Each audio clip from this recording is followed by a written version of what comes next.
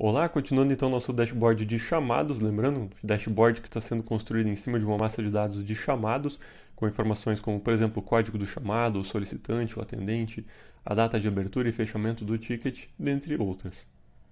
Bom, o gráfico que nós queremos construir agora é um dashboard de chamados por segmento. Cada um dos nossos clientes ele tem um segmento, um ramo de atuação, e nós queremos então mostrar quais são os ramos de atuação que abrem maior quantidade de chamados ou que geram maior tempo trabalhado. Quando você passa o mouse por cima do gráfico de blocos, aparece a quantidade de chamados e o tempo trabalhado que aquele segmento gerou.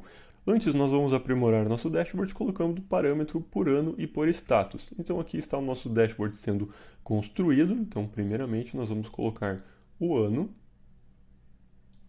Já vou posicionar ele melhor. E o status, caso o usuário queira fazer um filtro diretamente no dashboard. Eu vou colocar aqui ao lado, então, do nosso gráfico, que é onde tem já um espaço que pode ser utilizado por isso. Lembrando que você pode colocar o filtro, né, em qualquer posição da tela, conforme você achar melhor. Agora nós vamos criar então o gráfico de chamados por segmento. Nós vamos arrastar aqui um gráfico de blocos para a tela e a dimensão que nós vamos utilizar vai ser o segmento do cliente. A cor do bloco ela vai ser influenciada pelo tempo trabalhado. O que isso significa? Significa que quanto mais intenso é a cor, mais horas trabalhadas aquele segmento. E o tamanho vai ser definido pela quantidade de chamados. Significa que quanto maior o bloco, maior o quantitativo de chamados.